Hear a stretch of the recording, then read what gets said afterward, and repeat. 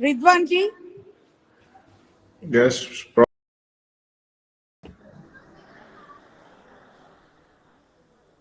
You can start our session. Okay, so I can start my presentation. You're audible, sir. Okay, all right. Thank you very much. All right, good day, everyone. Dr. Ridwan Kolapo from Nile University of Nigeria. It's my pleasure keynote speaker for this conference today. Let me share my screen.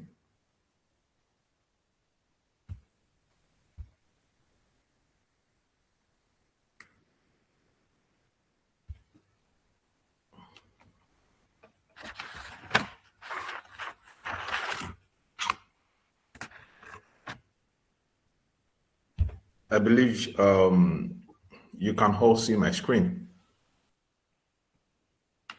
Okay, thank you very much. So I know you can all see me, and I believe I can see you all. So thank you for this opportunity. So the topic for my presentation today is intelligent soft computing in the era of generative AI, emerging trends, challenges, and future direction. You know, while I was making preparations to give this speech in this conference,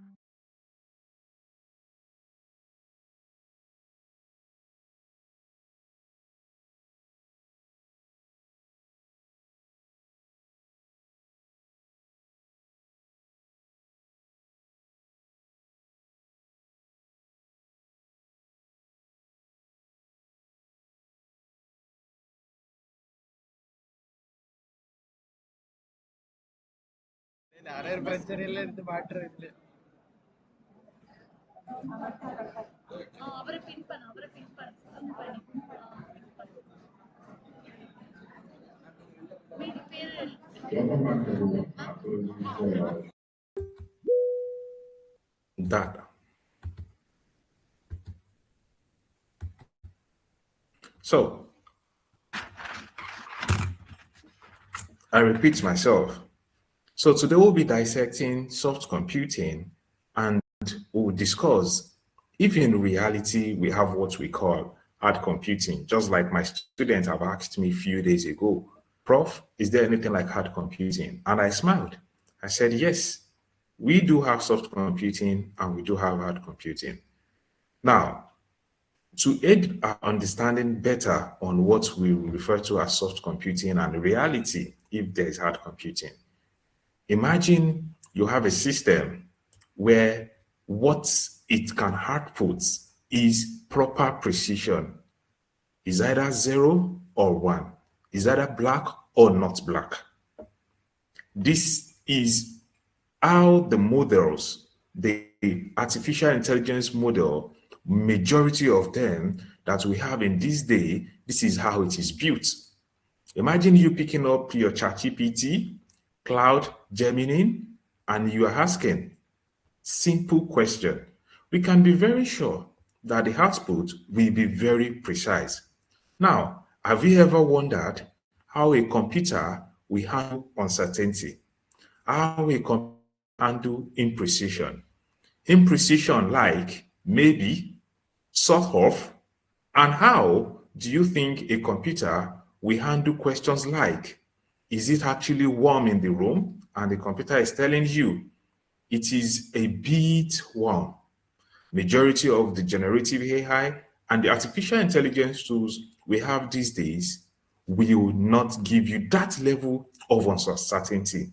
They will not give you that level of imprecision.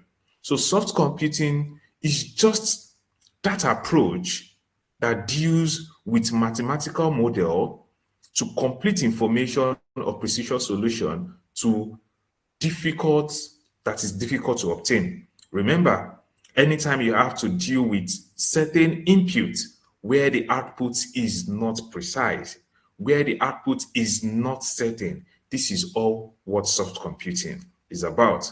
And the soft computing has few reality of the features of reality. Actually, uncertainty, imprecision, approximation, incomplete information, and even ambiguous situation. So these are the real life problem that soft computing actually handles. A very good example.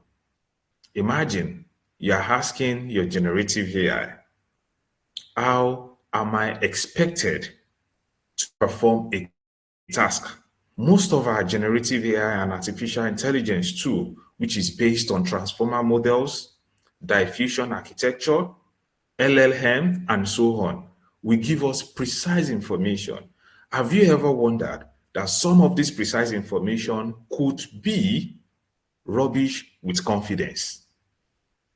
This is where soft computing comes in. Soft computing will allow most of these technologies to give you answers that are not certain or make you understand that, oh, this is what I can provide based on the data I have available.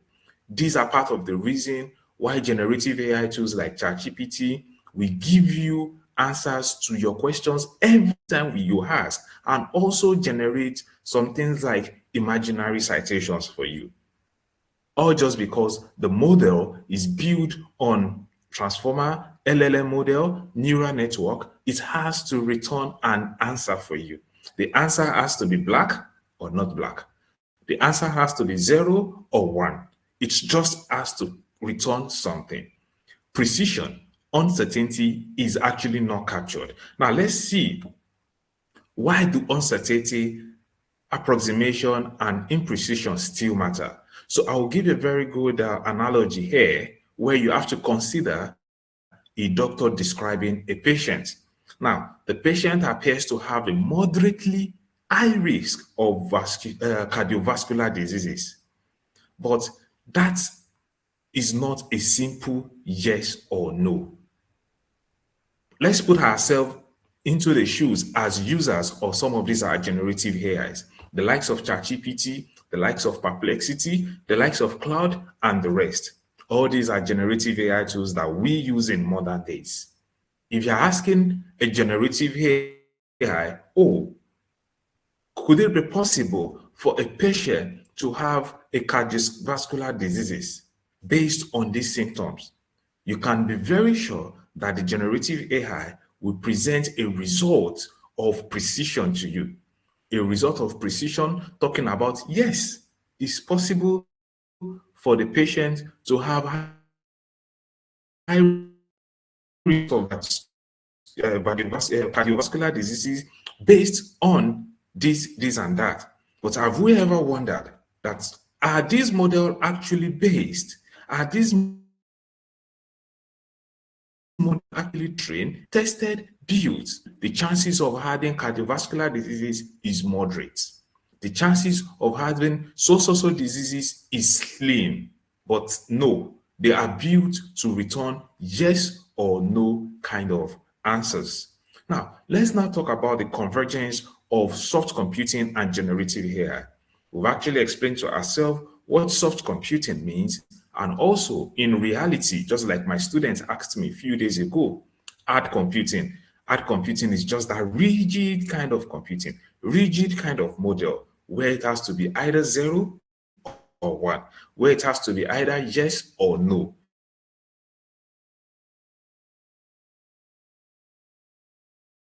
Oh, soft half, oh, kind half.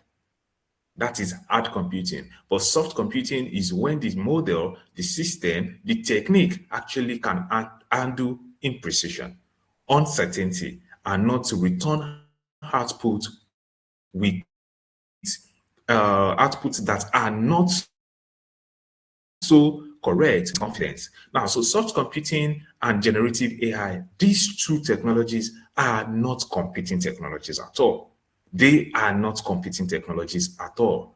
Rather, these two technologies are meant to be integrated, converged to work together. They are meant to be put together, to converge together, so that we can have a machine that is very, very close to the way human reason. So generative AI has given machine an extraordinary ability to create, just like we know our ChatGPT, Perplexity, Cloud, Gemini, Copilot, they all have extraordinary ability to create. But soft computing, if integrated into some of these generative AI, they will give them the ability to handle uncertainty, to handle imprecision, and also to optimize solution. It's very wonderful that most of these machine learning models that are building blocks for this generative AI are built to create. They are built to give solutions. But have we ever imagined having to integrate soft computing into some of these models? What do you think will happen? Optimization of solution. And when we talk of optimization of solution, then we are talking about handling messy data, data that are not well structured in terms of having to handle imprecision, having to handle uncertainty. So this is what happens when we have a convergence of soft computing and generative AI. Now, the traditional computing tends to ask, what exactly is the answer? That is what the traditional computing actually is built to ask. But soft computing asks, given what you know, what is the most reasonable answer? Majority of our generative AI goes further to answer questions given what I've learned, because some of these, majority of these generative AI are built on transformer model, and they have a feature which we call the self-attention. With time, they improve on themselves based on how you have given an input to them. So imagine you asking me, oh, doctor, what exactly is quantum computing? Then I'm telling you about quantum computing, and the more I tell you about quantum computing, the more I learn about quantum computing. The more I have a more knowledge about quantum computing, self-attention. This is a mechanism, this is a technique which is part of the building component, building blocks of transformer model, which is a machine learning technique, machine learning model that is used in building some of these majority of this generative AI. So soft computing asks, given what we know, what is the most reasonable answer? Soft computing is not asking what is the exact answer. Soft computing is not asking, should I generate an answer for you? Soft computing is asking you, given what we know. So hence, with the convergence of soft computing and generative AI, we can have a system that is very, very close to human reasoning. We might actually be a bit puzzled that most of the generative AI tools that we have are close to human reason. Yes, they are close to human reason, but as a student, as a researcher, have you ever using some of these generative AI like ChatGPT, Cloud, Perplexity, and the rest? And it returns citation and reference list to you, and some of these reference lists don't even exist. So this is how generative AI can actually output not so correct answer to us with confidence. And this is what happens, and students and researchers copy some of these outputs because they are very sure they are outputs that are returned by generative AI, and they dump it for use. Then the question is, what is the future of research? The question is, what is the future of generative AI? Now, generative AI in convergence or integrated with soft computing will definitely give us what we call an adaptive generative intelligence. An adaptive generative intelligence is actually not a word in most of the literatures. It's actually not a word in most of the technology. But this is what happens when we integrate soft computing with generative AI. Remember, with soft computing, part of the building blocks is fuzzy logic, evolutionary computing, probabilistic reasoning, and even tolerant uncertainty. You know, fuzzy logic, the concept behind fuzzy logic is, oh, this might actually be true and it might be false. The fact that it can be true and it can be false, what happens in between? Is there any level of uncertainty in between? Oh, this is 1 and this is 0. Could there be a 0.2? Could there be a 0.1? Could there even be a 0.52? These are uncertainties that most of our generative AIs are not embedded with. And in actual sense, as much as an output can either be 0 or 1, a whiteboard can either be white or you have marker written on it, either white or black. But have we actually ever thought of the fact that there could be something happening in between 0 and 1? Have we ever thought about the fact that there could be something happening between being plain white and being black? This is where the building blocks and the technologies and techniques, the mechanism behind soft computing, this is how it makes generative AI, which is built on larger language model. This is just a very large bag of rods that is used to train a machine so that it can self-learn over time. Diffusion model, this diffusion model helps in creating images using the reverse order of creating an image. Transformer mode architecture, which uses mechanism like self-attention to improve itself.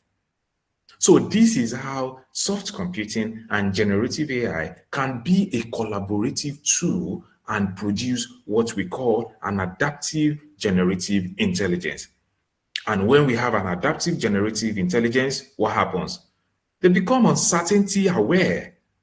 They self-optimize over time. They produce an explainable design.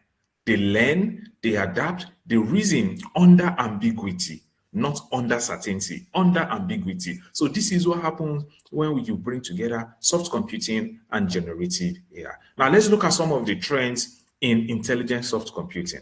So the future of soft computing is not about choosing between neural network, fuzzy system, evolutionary algorithm, or generative AI.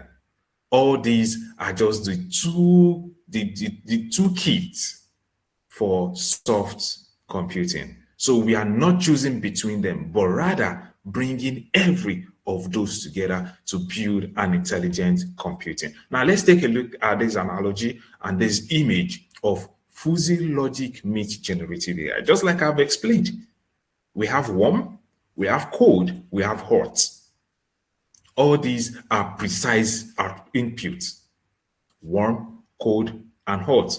So the temperature could either be warm, it could be cold, it could be hot. But have we ever considered what actually could be happening in between? We remember the days of elementary mathematics where we have the sets, where you have the intersection between two sets, you have the union between two sets, and all these other terminologies we use in elementary mathematics.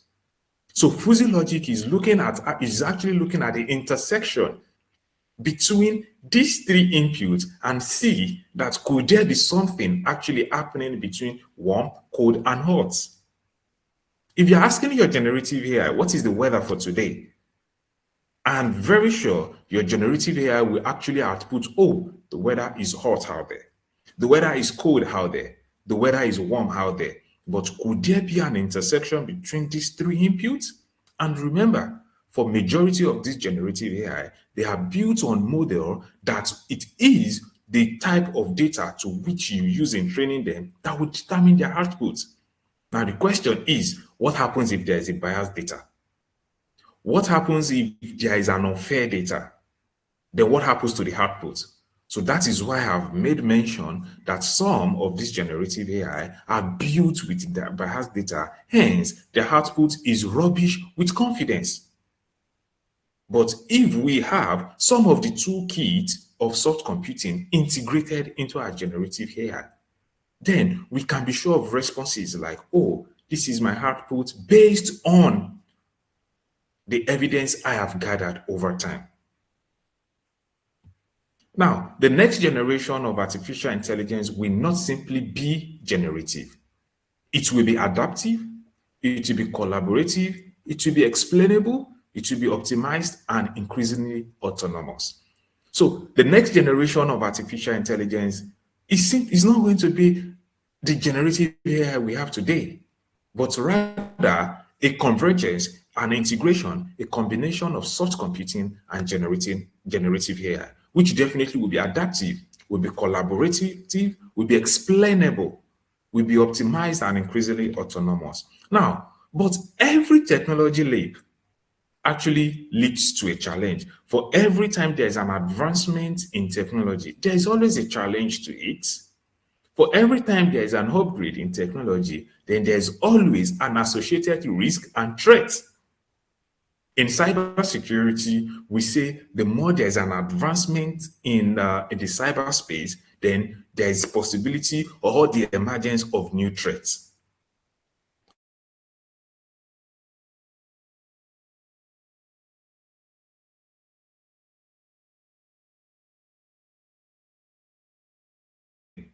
And who remains responsible when they make mistake. So these are some of the challenges and these are some of the questions we should ask ourselves when we are switching or migrating from the conventional traditional generative AI to the adaptive generative intelligence.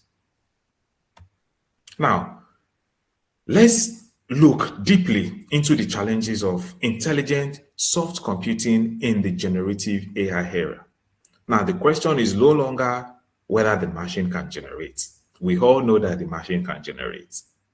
If an assignment is given to all of my students sitting in this beautiful hall today, looking at me and listening to my speech, majority of us will consult a generative AI. Majority of us will pick our phones to type on ChatGPT.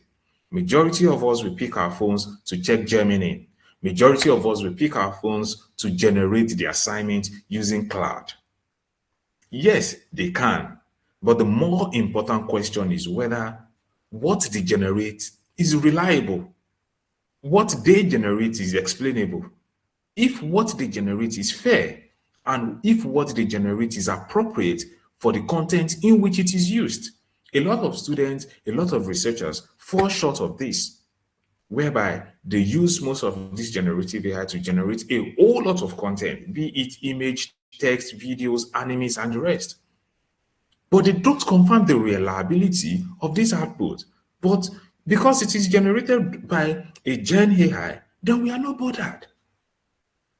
These are some of the challenges of intelligent soft computing in the era of generative AI. The machine can generate, but what is the reliability? What is the fairness? We definitely know our computer is baggage in, garbage out. But what is the fairness based on the input that has been imputed while you are training the model to develop an output? Now, part of the problem of the modern day intelligent soft computing in the age of generative AI is hallucination and reliability. And one of the most visible challenges of generative AI is hallucination, where systems produce information that sound convincing, but is incorrect. That's why I've been using the word that majority of us, we don't confirm the reliability of this output that is being given to us by the Gen AI. So the generative AI, at times, they produce outputs that are actually rubbish, but with confidence.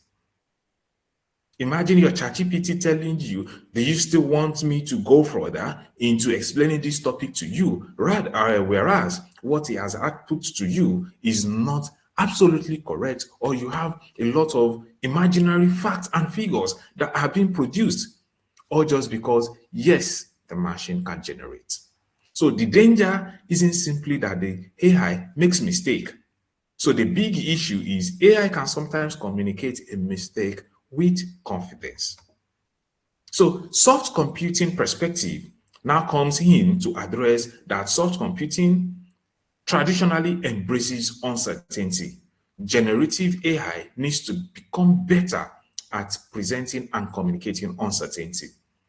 So the simple logic behind soft computing being in convergence with generative AI is just the fact that we need to have a system that takes uncertainty, imprecision into play. Our generative AI has not totally gotten to that stage yet. It's a work in progress. So this is a call-up call to myself and yourself. The next time you are building a machine learning model, then you should always remember there is uncertainty that needs to be represented.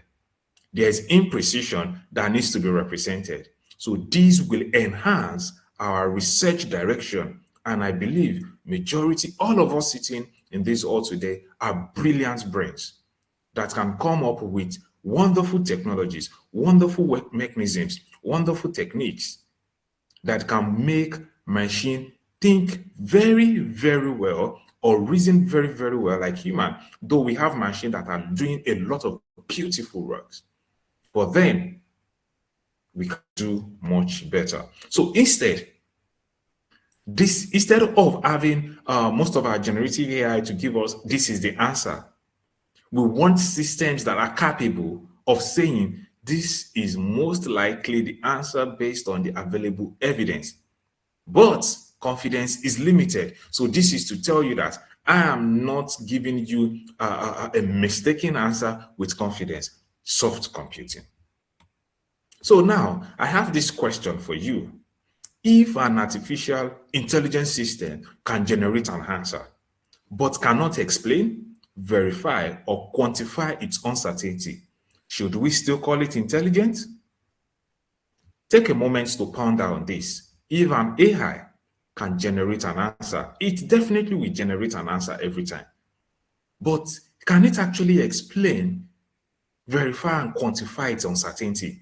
Should we still call such a system or such a machine intelligent? So let's look at the future direction. Where are we going with soft computing and generative AI? Where are we going? So from generative AI to generative intelligence, that is where we are going. From generative AI, so it's not going to be any more generative AI. rather generative intelligence. Why? Because of the convergence of soft computing. So today's conversation is dominated by generative AI, but generation is only one component of intelligence. So that is why it will stop being a generative AI, rather a generative intelligence, because generation is just one component of intelligence. Now, let's look at some of the future components of intelligence. So the future intelligence should be able to perceive, learn, reason, generate, evaluate, adapt, and act.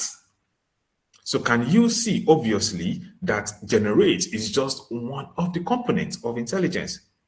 So the future intelligence system should be able to do every of this, should be able to perceive. Once the system is able to perceive, then we can be sure that the representation of imprecision, the representation of uncertainty will be captured.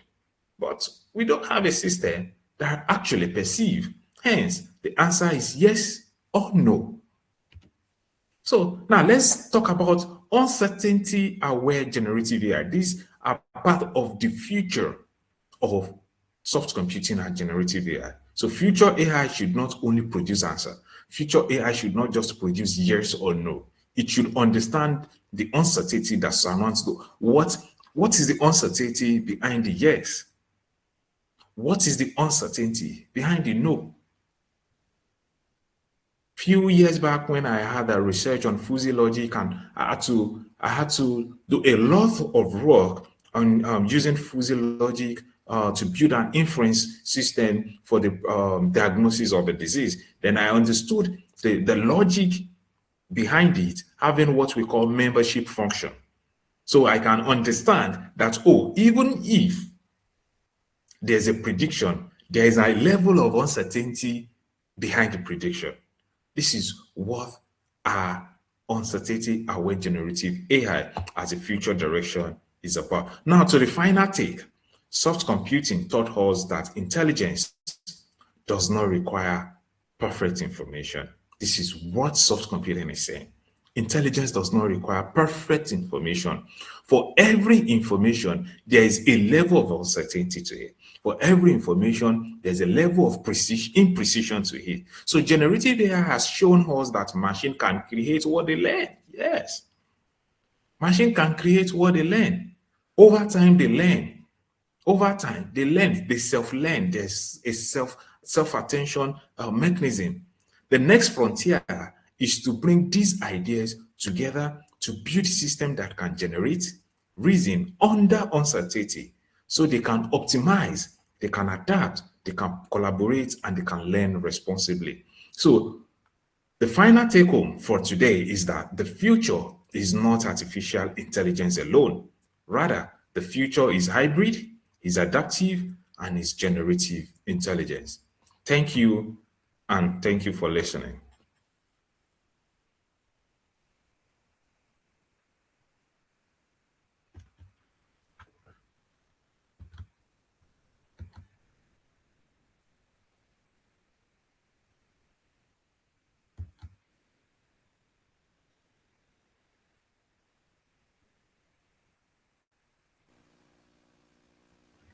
Ma'am, are you there?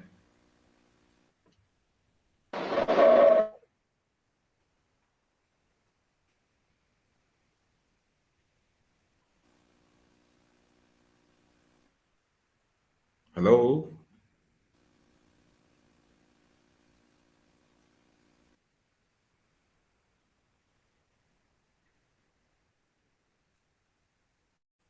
Prof, are you there?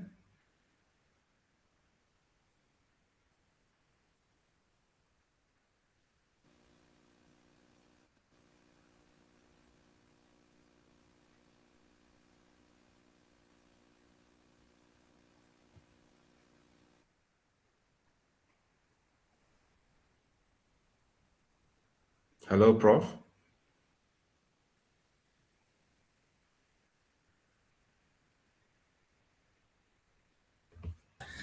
Sir, good afternoon, sir. I'm Suresh here. Okay, good Sir, afternoon. Well done. I have one doubt. So while they are asking, so sir, for now you are saying that we need to include various other factors, environmental factors also into the data, right? So do we currently Yes. have any such methods where we can implement that, sir? Like, for example, the details regarding a war which is happening, or whether there is regarding some other events which is happening. Is there a way where we can include that into the our machine learning algorithms? Is there any method available, sir? Yeah, thank you very much for that question, sir. Yes, there are ways you can include or integrate soft computing into the existing technology of the generative AI. The reason is very simple. If you look at the building blocks or the toolkit for soft computing, what are the building blocks? What are the toolkits? Behind soft computing, we have fuzzy logic. Behind soft computing, we have neural networks. Behind soft computing, we have techniques like SVMs and the rest. So these are logic. These are techniques that can be integrated into what we have in the present day artificial machine learning model that are used to build up our generative AI. And even in the present day, there are application of soft computing and generative AI already. A very good example is in some of the facial recognition technology. Some of them use tech soft computing alongside generative AI. So, and as a researcher, integrating one or two technology should not be a barrier, not even when we have these technology that are well spelled out. So thank you very much. Thank you, sir. Thank you, sir. Thank you so much, Ridwan Kolapu, sir. It's Thank an you. honor for us to have you have joined in our session, and our students and participants, they have gained a very good knowledge about this soft computing with your session, and I'm so happy, and we will invite you for much more programs hereafter. Thank you Thank, so much. thank you very much, Prof. Thank you very much. See you some other time. Okay, Thank you to everyone. okay, sir. Okay, sir. Welcome, Dr. Anjana Bhatia, madam. So happy. After the introduction, you can start, madam. Ma Yogarani, kindly take over the session.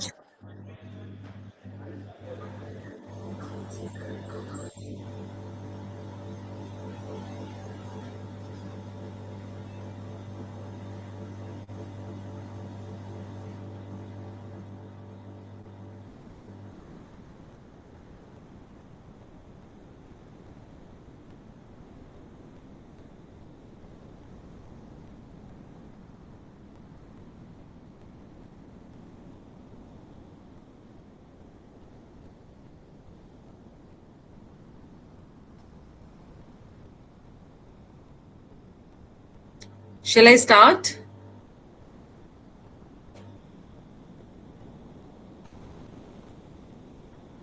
Am I audible? May I start? Yes, madam, you can start the session.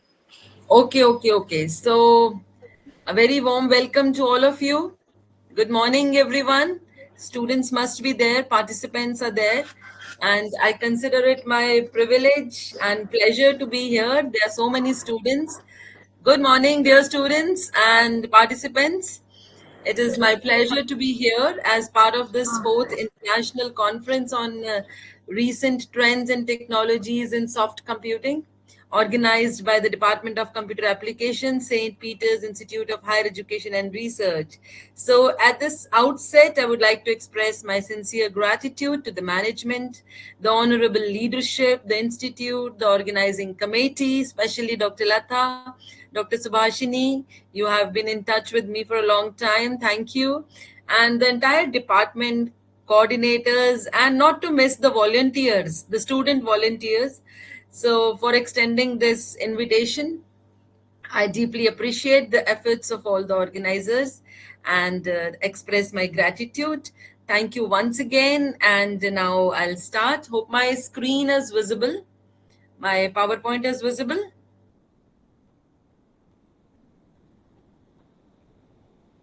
Yes, madam. Is it like complete screen is visible? Yes, Comfortable? madam. Okay. Yes. So today I have based my talk on soft computing. So it is soft computing for sustainable development, intelligent solutions for a sustainable future. First of all, we are talking about soft computing, we are talking about AI, but first of all, let us like just go back and understand what is technology, and is technology bad for the environment per se? So I think technology, according to me, is anything that embodies, that brings to life, that impersonates human ingenuity. What we think, what the beautiful human mind thinks, that embodied is technology. So actually, it is a dynamic and ever evolving tool set which reshapes our lives, drives our societies forward. So from the wheel to today, AI and so many other forms, we are the masters of technology, and technology is becoming master for us. If I just go through what kind of technologies are there: physical technology, the things that we can touch, like wheel, like car, like medical equipment, the computers. Then comes the intangible technology, the technology that we cannot touch. It is in the system, the processes like software, algorithms, artificial intelligence, social media platforms, and so on. It is all technology. Then comes the biotechnology, where biology is there, like rDNA, recombinant DNA technology is there, biotechnology is there, nanotechnology is there. So the impact of technology on society, on humankind, on man, woman, is undeniable.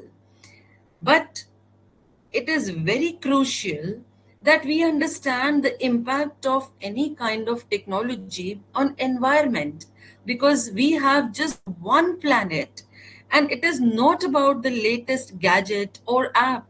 It is about how the innovations are not only produced, not only used, but how they are disposed of after using. So, see, there are different kinds of technology and different kinds of environmental impacts. Starting from when we knew about fossil fuels, we started using the fossil fuels, came the environmental impacts like air pollution. And air pollution led to many diseases, lung diseases, rising cases of asthma, of allergies, plastic production, greenhouse gas emission was there. Then came the e-waste, toxic materials, which is toxifying our soil, our water.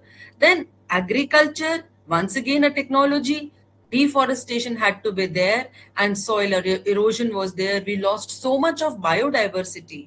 So all technology comes for a price.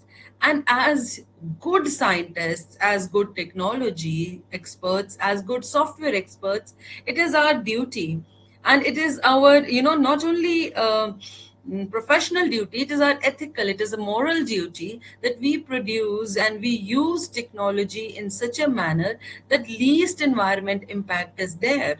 Because usually we think that someone else will save our environment, someone else will save our planet, and it is not done.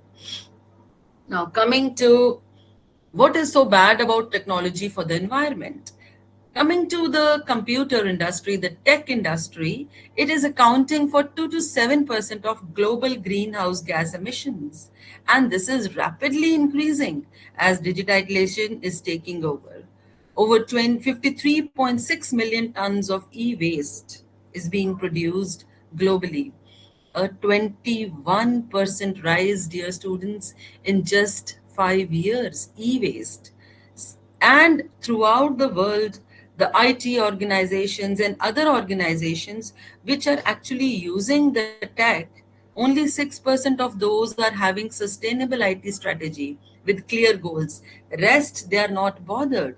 89% of organizations recycle less than 10% of their IT hardware. So the key to understanding the future is just one word, that is sustainability.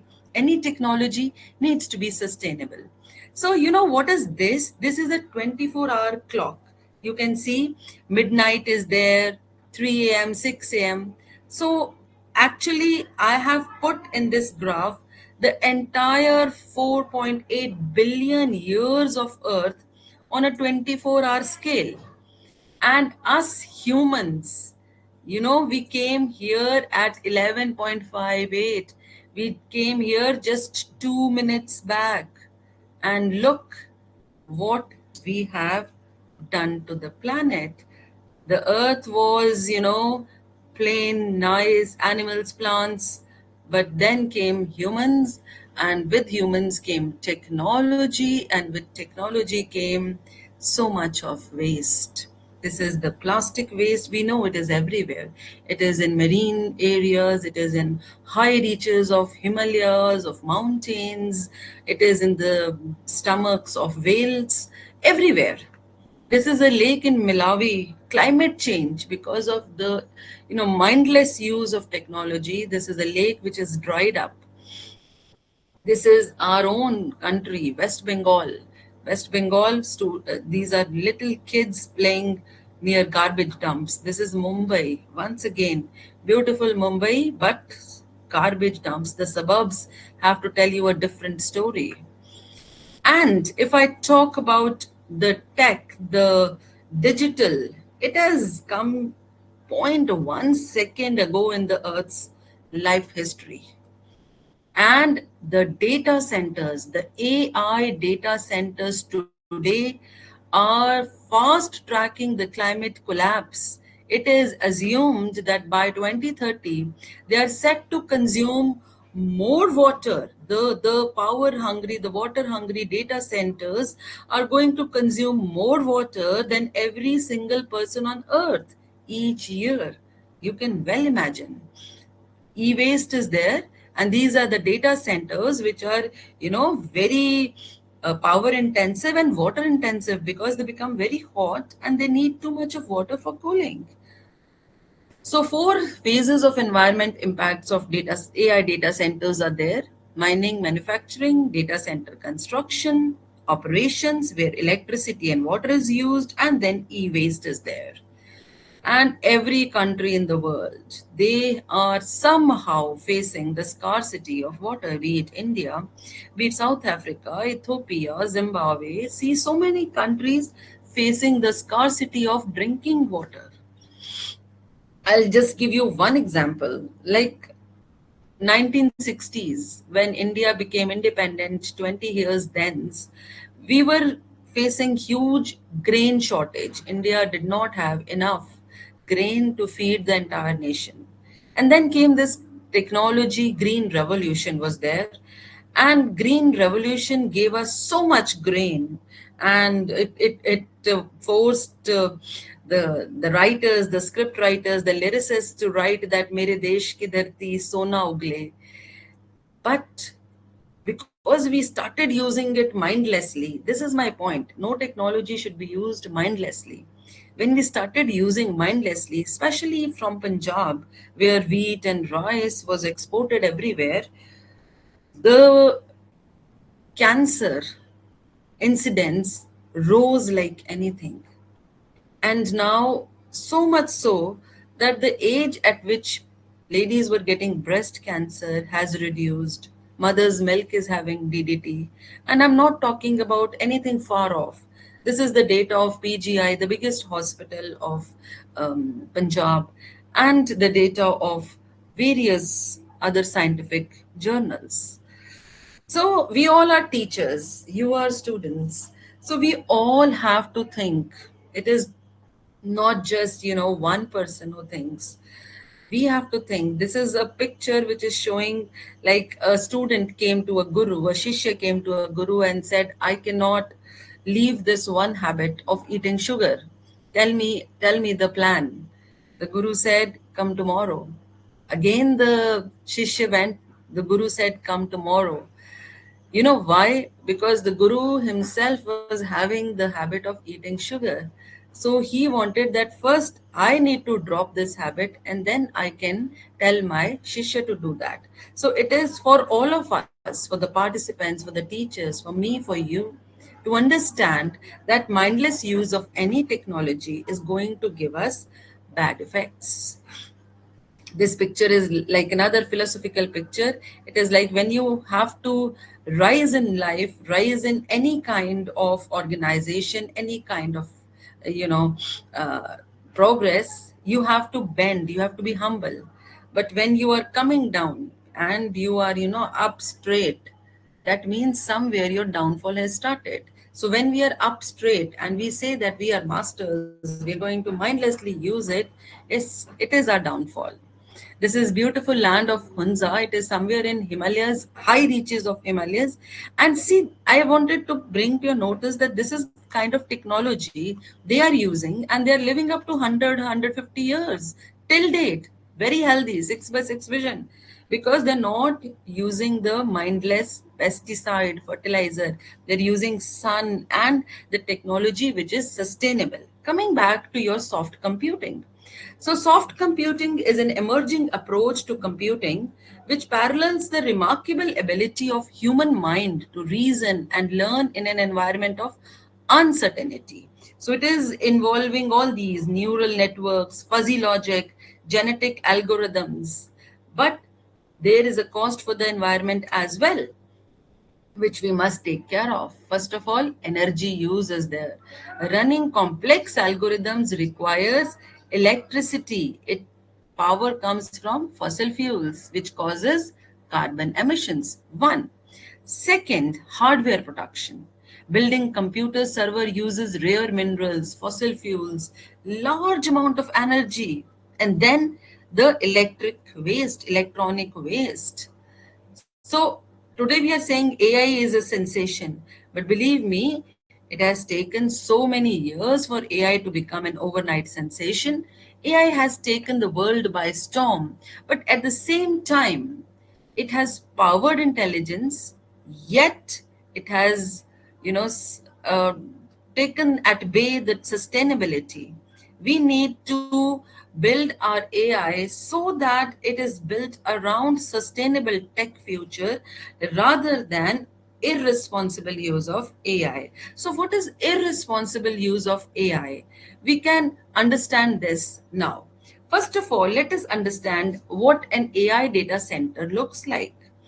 An AI data center is using, heavy duty GPUs, TPUs rather than the standard CPUs. Then there is an unstructured data storage, low latency network. Lots and lots of liquid is used. Physical and thermal infrastructure is very power hungry for an AI data center. And the power requirement for a traditional data center, an average rack power is 5 to 10 kilowatts. But for AI data center, the average rack power is 30 to 50 kilowatts. So this is the hidden cost of AI. I have come across this wonderful video on YouTube. I urge you all to go and see, but I've taken certain screenshots. The video is titled AI data centers face concerns on water consumption. It is Vantage on Firespot. So first of all, we must understand that in 2025 alone, last year alone, global data centers consumed 448 terawatts hour of energy. And you know how much energy it is? It is enough to power tens of millions of homes for one full year. Like 1 year, the entire homes of millions, tens of millions of people would be powered. So if data centers were a country, they would rank 10th in the world for energy consumption. And then they are cooled with water, billions and billions of liters of water. They are using so much of water. United Nations University Institute of Water, Environment and Health has done the maths, and they say that they're projected to consume 9.3 trillion liters of water, which is enough to meet the minimum annual domestic water need of so many countries. So the power consumption is much higher than so many countries like Spain. The entire country uses that much power in 1 year, and data centers are using much higher power. And they are increasing the temperature by 2 degrees Celsius on average around wherever data centers are there. The land around is heating up by 2 Celsius on an average. And see, there are people in this world who are facing dearth of water, of power, and facing the climate change crisis. So we must understand that yes, AI data centers, when they are built, when they are trained, they are using too much of energy, too much of water, the rare minerals. So this is an invisible grid. When I'm talking about this much kilowatt hours, this much terawatts, you may not understand. So I have brought certain uh, pictures. The illusion of a free prompt. Free prompt means whenever, sometimes we're feeling just lazy, we're feeling alone, we don't want to talk to anybody, we talk to chat gpt, we talk to other AI chatbots, we talk to character AI, which are so many chatbots are available. And when we are talking to them, the free prompt we write, and they just write it back, and it is casual conversation going on, but it builds up an immense sweat while we are doing so. Our digital actions have profound physical consequences on the planet's infrastructure. We can just write a simple question: how are gummy bears made? Or sometimes very stupid questions. We go for meaningless searches in peace, but they are affecting our fellow human beings, because every single time your finger presses a key in search of AI answers, vast amounts of energy are consumed, sending carbon dioxide directly into atmosphere. This is the training explosion. When you have to train a model, for example, like GPT-4, it just doesn't require an array of computers. It requires annual electric grid capacity of small to a medium-sized city. Right? To put into perspective, during a training phase, a model of this magnitude burns through standard human home power budget, yearly power budget every 6 minutes. Means like whatever my home is consuming in the entire year, it is consuming every 6 months, 6 minutes. So this is the kind of scaling. When once you understand this, then you will be more mindful. And if you are using the energy, like you can drive a Tesla to Mars and back, astonishingly 120 times the kind of energy data centers are using. Similarly, this one scientist, Lucas Golke, you can look him up on internet, from University of Denmark. He has been awarded a research grant to study sustainable AI. And he has been saying one thing, that once you start using sustainable AI, you are going to do yourself a favor and planet a favor. So what is the basic bleed? The birth, one, training the model, usage, inference time, millions of daily prompts turn a one-time spike into unceasing drain. Then the compounding drain. The drain also compounds because it's not one prompt, it is a cumulative effect. See, earlier when you used to have just Google, you had a 0.003 kilowatt hour, which is like very, very minimal, like a light bulb, standard light bulb. For about 17 seconds, you have burnt it. That is what you are using when you are searching on Google. But when you are going for generative AI search, you are using 10 times the energy. So be mindful. Generating images versus text. So a single image, when you are generating, it is consuming energy as much as charging your entire smartphone. So the scale of problem is, it is having 100 million daily users. Even small kids, they are using chat GPT to get the answers to questions. You know what questions? Questions like, what is the capital of France? Where is Delhi located? So they are depending on Chat GPT for everything. So this is the physical cost of digital text.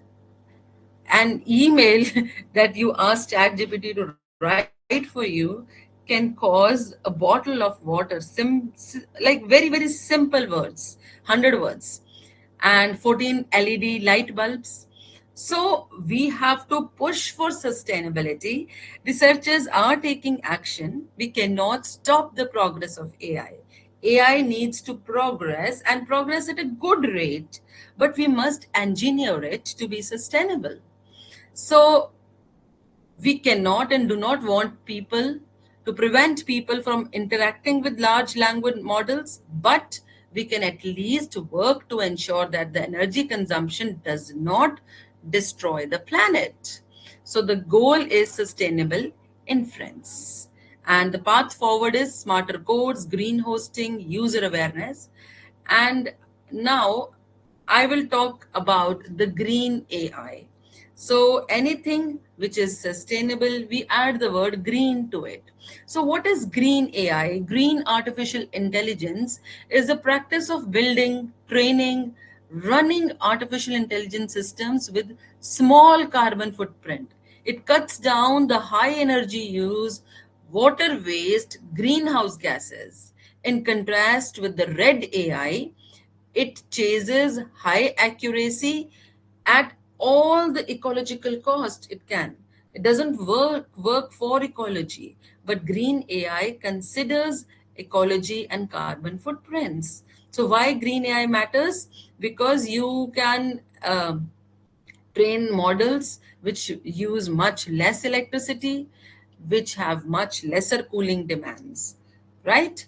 So this is the comparison between green and red AI. So red AI has more accuracy. Green AI goes for accuracy plus efficiency.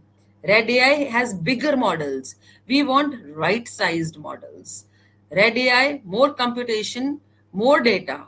Green AI, less computation, better data, right? Red AI is performance centric. Green AI is performance plus energy plus carbon centered. So in red AI, we use energy as a cost, but in green AI, energy is in the design. Energy sustainability is in the design itself. So here I just want you to ask questions like, is AI an environment catastrophe? No, it is not. But by following green AI approach, we can minimize the environment effect. Are you making AI sustainable or greenwashing it? No. If we want to make AI sustainable, we can just not greenwash it. We have to use, the smart infrastructure and the smart inference. And what is actually preventing AI from being green?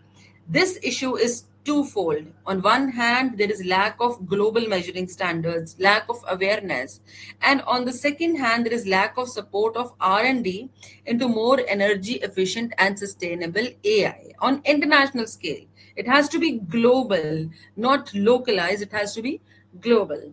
So it works on 5 levers. Green AI, it works on 5 levers: data, algorithm, hardware, deployment, life cycle. First of all, data. So don't compute what you don't need. That means you're not just lazy that I'm not doing work. You are on an energy saving mode. Instead of continuously increasing more data, more computation, more energy, you go for better data, less redundancy, less computation, less energy.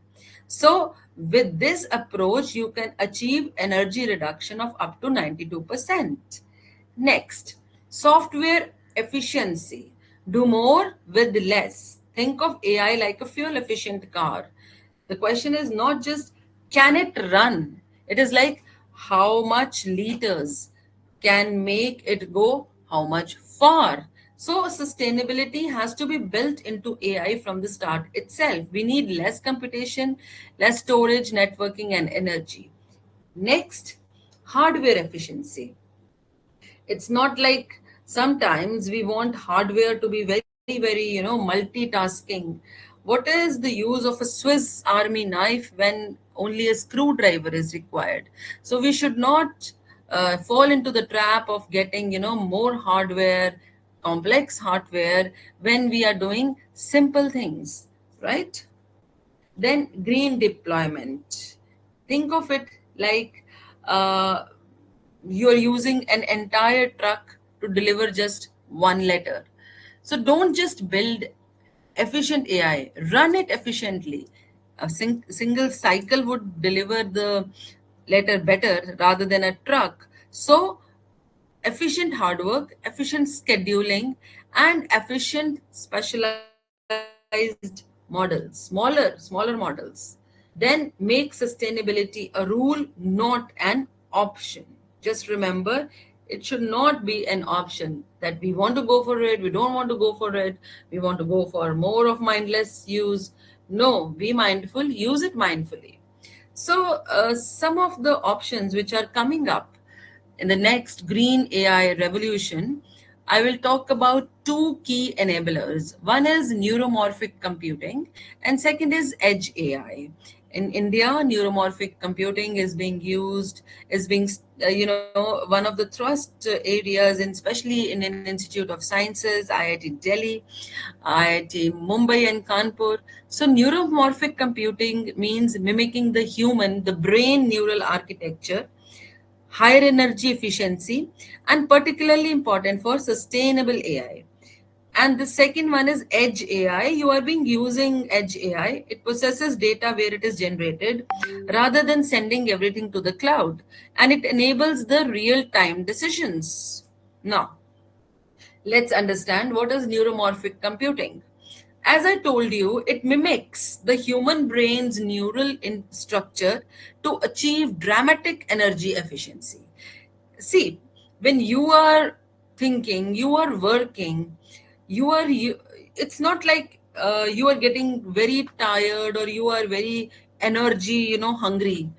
Your brain can work on very low energy and give excellent results.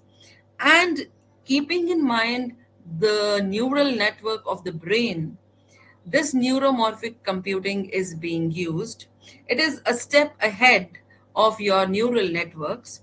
Here, you are processing data via event driven spikes rather than the continuous clock cycles. So, it cuts the artificial intelligence energy consumption, and it processes information using artificial neurons and synapses rather than using the GPUs, the CPUs. The heroes are not the processing units here. The heroes are the chips, the artificial neurons, just like the brain. And the neuromorphic computing is morely parallel, highly parallel, and processes information locally. They are designed for much less energy consumption. See, only light up the room you're using. Your brain is a beautiful machine, and it has so many different lobes and so many different areas which are actually meant for different functions. So once you are interested in, like, you're getting hungry, you want to eat, your eating area will be lighted up, and rest of it will be in the power. When you are like playing or you're watching sports, will light up.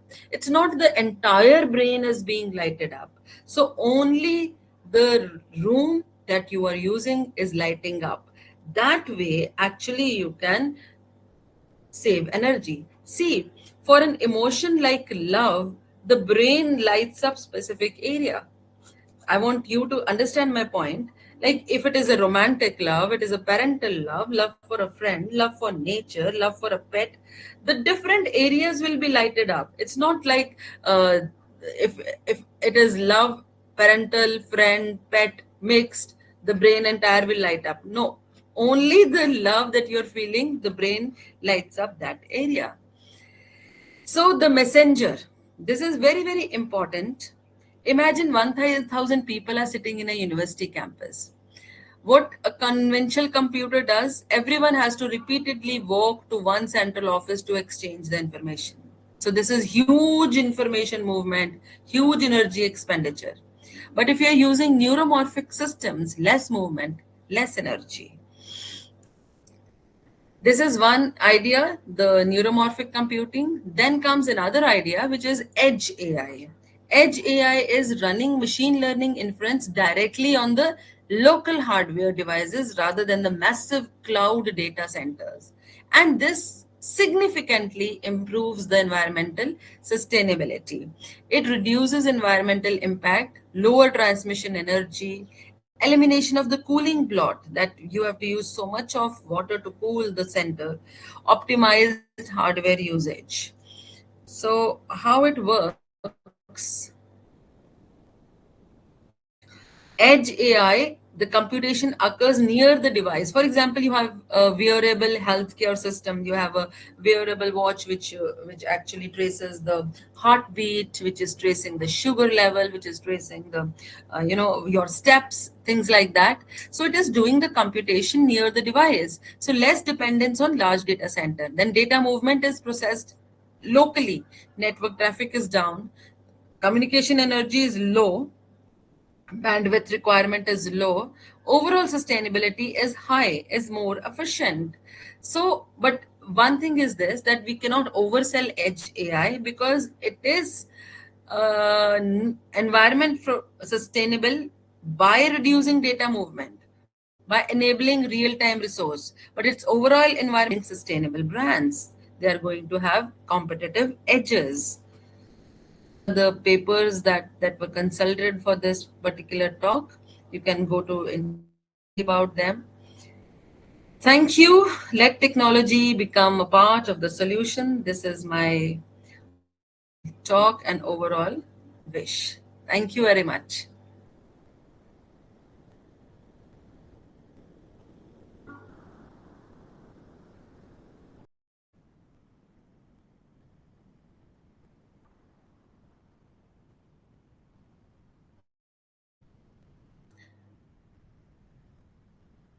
I can take up some questions if there is time.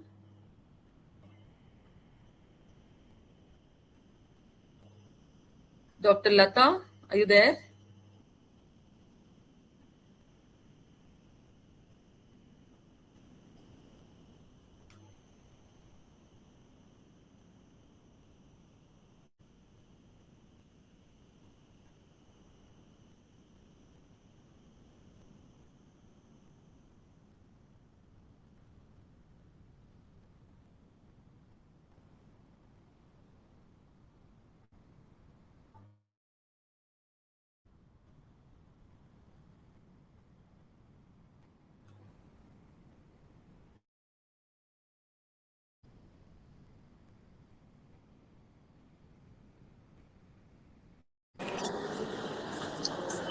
Thank you so much, Dr. Anjana Madam.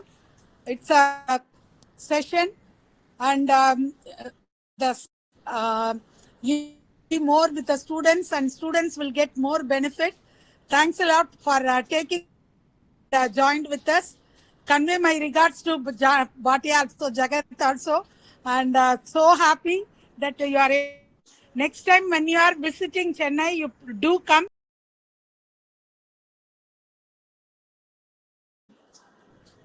Thank you. Thank you very much. Pleasure being here. Yes, ma'am. Thank you, ma'am. Thank you, ma'am.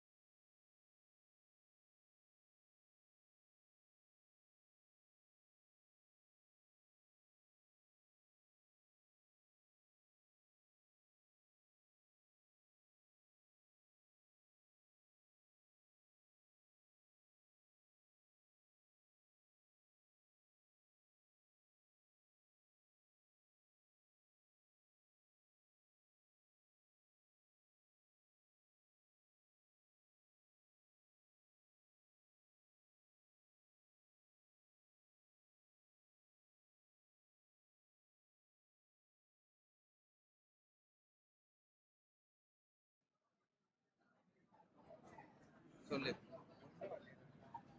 அது அங்க போய் பேசணும்னு நினைக்கிறேன்